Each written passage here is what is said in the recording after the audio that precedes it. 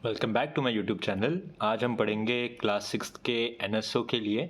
ठीक है, और ये चैप्टर नंबर 4 है। चैप्टर नंबर 1, 2, 3 हो चुके हैं, ये आपको प्लेलिस्ट में मिल जाएंगे।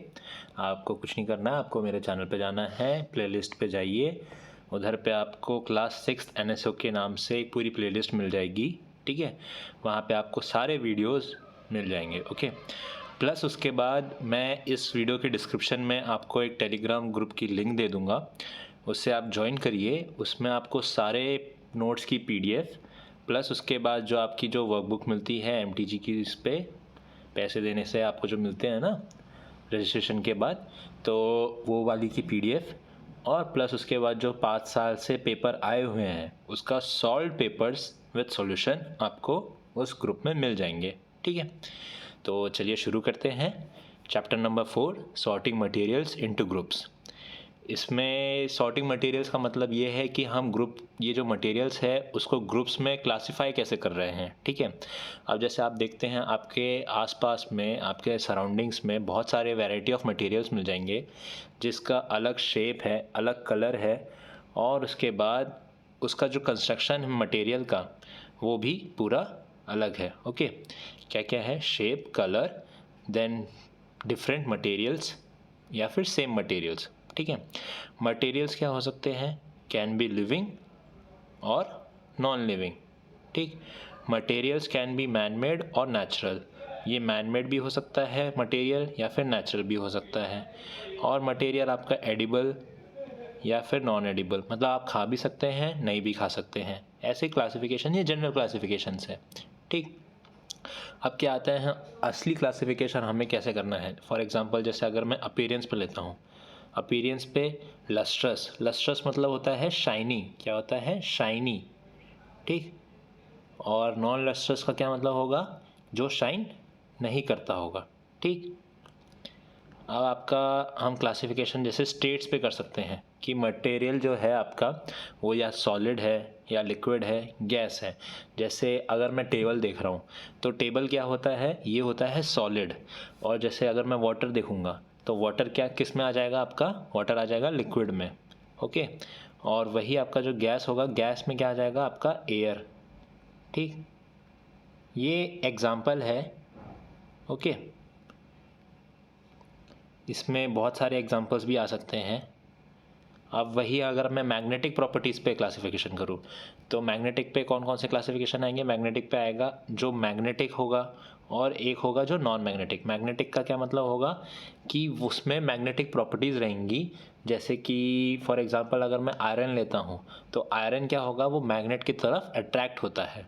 और अगर मैं वुड लूँगा, वुड मतलब लकड़ी लूँगा, तो वही वो आयरन मैग्नेट की तरफ अट्रैक्ट नहीं होगा आयरन के सिमिलर में। ठीक है, तो वो किस में आ जाएगा? नॉन मैग्नेटिक में आ जाएगा। अगर मैं क्लासिफिकेशन करता हूँ डेंसिटी के अकॉर्डिंग, ठीक, तो अगर डेंसिटी मतलब क्या होता है कि मटेरियल कितना कॉम्पैक्ट है। Compact in the sense, for example अगर आयरन का एक बार ले रहा हूँ, एक ब्लॉक ले रहा हूँ आयरन का। ठीक है, ये है आयरन का ब्लॉक और ये है मेरा वुड का ब्लॉक। किसका है? वुड का। अगर मैं इन दोनों को अगर मैं वाटर में करूँगा, वाटर में इमर्स करूँगा, तो आयरन वाला क्या होगा? आयरन वाला डूब जाएगा। क्या होगा? आयरन वाला सिंक हो जाएगा। ओके, और वही मैं अगर वुड वाला लूँगा तो वो फ्लोट करेगा। जैसे लकड़ी होती है पानी में फ्लोट करती है। ठीक है, किस लिए? क्योंकि लकड़ी की जो डेंसिटी होती है वो पानी की डेंसिटी से कम होती है, और वही अगर मैं आयरन की लूँगा तो आयरन की डेंसिटी ज़्यादा होती है, इसलिए वो सिंक हो जाएगा। देन हम क्लासिफिकेशन करते हैं इलेक्ट्रिकल कंडक्टिविटी। इलेक्ट्रिकल कंडक्टिविटी पे क्लासिफिकेशन कैसे किया गया है? इलेक्ट्रिकल कंडक्टिविटी पे क्लासिफिकेशन किया है कंडक्टर्स पे और इंसुलेटर्स पे। कंडक्टर्स का मतलब होता है वो मटेरियल्स जिसके थ्रू इलेक्ट्रिसिटी ट्रैवल कर सकती है। जैसे कि जो वायर्स हो गए हमारे, वायर किससे बने होते हैं? कॉपर से बने होते हैं और एल्यूमिनियम से बने होते हैं। ठीक है, तो हमारे यहाँ पे आप जैसे देखेंगे कॉपर के वायर्स में इलेक्ट्रिसिटी कंडक्ट कर जाएगी, तो कॉपर क्या हुआ? कॉपर मतलब Cu। हम इसका ये सिंबल होता है कॉपर का, उससे डिनोट करते हैं। ठीक है, तो कॉपर क्या हुआ? कॉपर हुआ कंडक्टर। और वही इंसुलेटर, इंसुलेटर जैसे अब लकड़ी हो गई, प्लास्टिक हो गया, इनके थ्रू इलेक्ट्रिसिटी ट्रैवल नहीं करती है, इसलिए क्या आ जाता है, इसलिए आ जाएगा आपका इंसुलेटर्स में। ओके, अब वही अगर मैं लेता हूँ classification based on solubility. Solubility मतलब जैसे वाटर हो गया तो वाटर में मिक्स हो जाना, मिक्स इन द सेंस जैसे आप चीनी लेते हैं, चीनी क्या होती है, वाटर में सॉल्युबल होती है, तो ये सॉल्युबल हो जाएगा, मिक्स हो जाएगी। ठीक, अगर मैं वही प्लास्टिक लूँगा, प्लास्टिक वाटर में इनसॉल्युबल है, तो सॉल्युबिलिटी का ये क्लासिफिकेशन है। अब आते हैं हम based on thermal conductivity. Thermal conductivity का मतलब है कि उसके थ्रू हीट ट्रैवल कर सकती है कि नहीं। जैसे इलेक्ट्रिकल कंडक्टिविटी का मतलब था कि उसके थ्रू इलेक्ट्रिसिटी कंडक्ट कर सकती है कि नहीं, कंडक्ट मतलब ट्रैवल कर सकती है, एक पॉइंट से दूसरे पॉइंट पे जा सकती है कि नहीं। ठीक है, तो वही हम thermal, thermal in the sense heat. अगर मैं समझिए, अगर मैं एक पेपर ले रहा हूँ, पेपर पे अगर मैं एक पॉइंट से दूसरे पॉइंट पे हीट दे रहा हूँ तो पेपर गर्म होता है। ठीक है, सेम इन द सेंस अगर मैं वही लूँगा, आपका एक आयरन रॉड लिया, आयरन रॉड आपका गुड कंडक्टर ऑफ हीट है। ठीक, अगर मैं वही आपका एक प्लास्टिक ले रहा हूँ तो प्लास्टिक क्या हो जाएगा, बैड कंडक्टर ऑफ हीट हो जाएगा, उसके थ्रू हीट नहीं जाती है, ट्रैवल नहीं होती है। आता है क्लासिफिकेशन ट्रांसपेरेंसी का। क्या आता है, ट्रांसपेरेंसी। ट्रांसपेरेंसी का मतलब क्या होता है, जैसे अगर कोई मटेरियल है, ठीक है, अगर मैं इसके आर पार देख पा रहा हूँ, अगर लाइट इधर से आ रही है और ये लाइट इसके पार जा रही है, जैसे एक क्लियर ग्लास हो गया, कोई ग्लास जार हो गया आपका, ग्लास का जार, तो उसके आप आर पार देख सकते हैं, इसलिए वो किस में आ जाएगा, वो आ जाएगा आपका ट्रांसपेरेंट में। किस में आ जाएगा, ट्रांसपेरेंट में। और वही अगर मटेरियल है जो ट्रांसलूसेंट है, क्या है, ट्रांसलूसेंट। ट्रांसलूसेंट का मतलब क्या होता है, ट्रांसलूसेंट का मतलब होता है कि धुंधला धुंधला दिखना। धुंधला धुंधला समझते हैं, जैसे अगर आपने देखा होगा, जैसे 5 स्टार होटल्स वगैरह में आप जा रहे हैं, कोई होटल्स वगैरह में, तो उधर पे जो शावर वगैरह होते हैं तो उधर पे ट्रांसलूसेंट ग्लास लगे रहते हैं। ठीक है, ओपेक का मतलब क्या होता है, ओपेक का मतलब ये होता है कि अगर कोई मटेरियल है तो मैं उसके आर पार नहीं देख सकता हूँ, उसके आर पार लाइट ट्रैवल नहीं कर पा रही है। फॉर एग्जांपल, अगर जैसे मैं आपका कोई भी रिमोट ले लिया, एसी का रिमोट हो गया, या फिर आपका मोबाइल फ़ोन ही हो गया, मोबाइल फ़ोन के आप आर पार नहीं देख सकते हैं, तो ये किस में आ जाएगा, ओपेक में आ जाएगा। ठीक है, ये सारा क्लासिफिकेशन मैंने कर लिया है मटेरियल का बेस्ड ऑन प्रॉपर्टीज़। अब ये कुछ एग्जांपल्स हैं, ठीक है, आप ये कंसिडर कर सकते हैं, आप इसको क्लासिफाई कर सकते हैं। अब क्या है, all these objects have definite mass and occupy space. ये जितने भी ऑब्जेक्ट्स हैं, जैसे मेटालिक कैन हो गया, प्लांट हो गया, कैट हो गया, इनका एक डेफिनेट मास है, इनका एक फिक्स मास है। मास इन द सेंस कि उनका एक वेट है और वो सराउंडिंग स्पेस में एक जगह ऑक्यूपाई कर रहे हैं। ठीक है, all this objects are made up of matter. ये सारे ऑब्जेक्ट्स जितने भी मैंने ऊपर दिखाए हैं, ये सारे ऑब्जेक्ट्स मैटर से बने हुए हैं। मैटर क्या होता है, मैटर वो होता है जो ऑक्यूपाई स्पेस करे, जो एक स्पेस ऑक्यूपाई करे और उसका एक डेफिनेट फिक्स्ड मास हो। ठीक है, मैटर क्या होता है, मैटर छोटे छोटे एटम से बना होता है, टाइनी पार्टिकल्स, बहुत छोटे एटम्स होते हैं, उससे ये बना होता है। ये स्मॉलेस्ट यूनिट होती है atoms. It is the arrangement of the tiny particles. जो ये अरेंजमेंट होता है, उसी से मैटर जो होता है वो क्लासीफाई होता है सॉलिड, लिक्विड और गैस में। अब क्या होगा, समझ लीजिए, जैसे ये 3 ब्लॉक्स हैं, ठीक है, एक block A, block B, block C. अब क्या होगा, अगर ब्लॉक ए है, ये सॉलिड है, ठीक है, तो इसमें जो एटम्स होंगे वो बहुत कॉम्पैक्ट होंगे, बहुत आसपास में होंगे। और वही अगर मैं लिक्विड में लूँगा तो लिक्विड में थोड़ा फ्री होंगे। ठीक है, और वही अगर मैं गैस लूँगा तो गैस में बिल्कुल ही फ्री होंगे।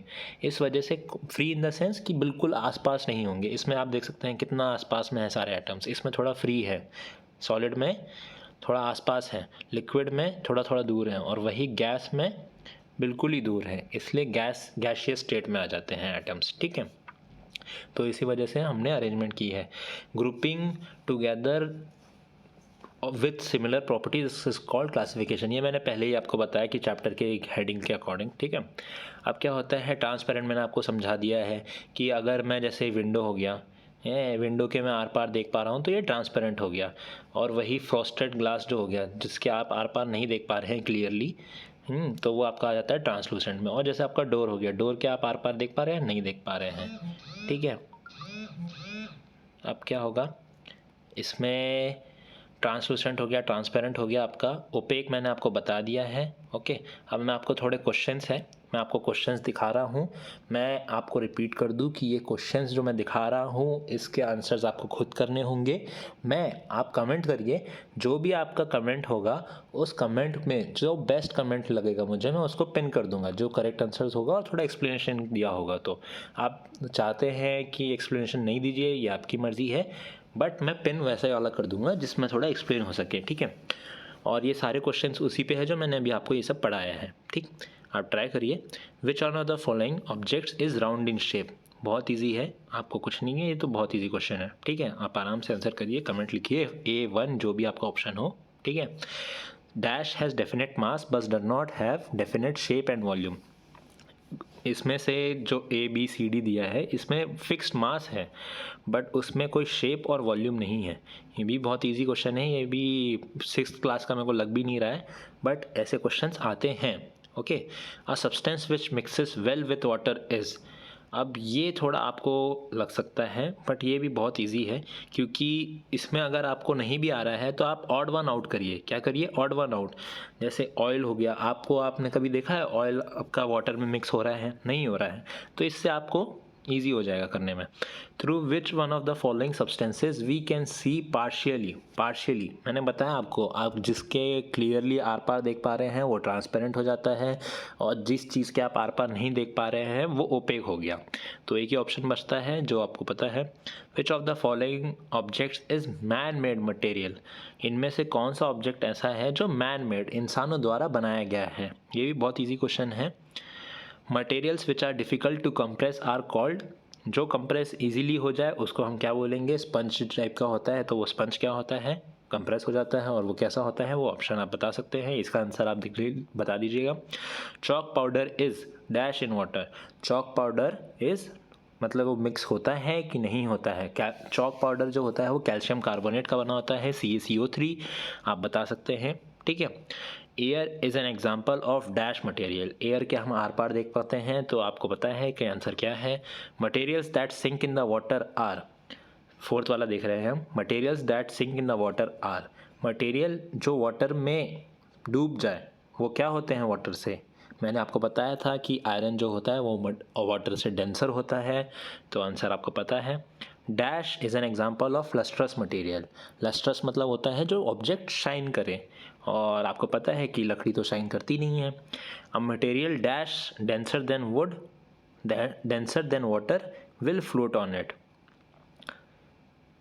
ये भी आपको बताया मैंने कि आयरन जो होता है वो डेंस होता है तो वो डूब जाता है, और जो वुड होता है वो फ्लोट करता है। क्यों फ्लोट करता है ये आपको अभी समझ गया होगा, ठीक है। तो चलिए, मैं ये चैप्टर को ख़त्म कर दिया है, और इसके मैं आपको नोट्स की PDF आपको टेलीग्राम ग्रुप से मिल जाएगी। आपको टेलीग्राम ग्रुप ज्वाइन कर लीजिए, उसमें आपको सारा मटेरियल मिल जाएगा। प्लस उसके बाद अगर आपको कोई डाउट्स रहते हैं आप कमेंट करिए, मैं कमेंट पे रिप्लाई देने की पूरी कोशिश करूँगा, ओके। और प्लेलिस्ट मैं आपकी बना ही रहा हूँ, ठीक है। चलिए।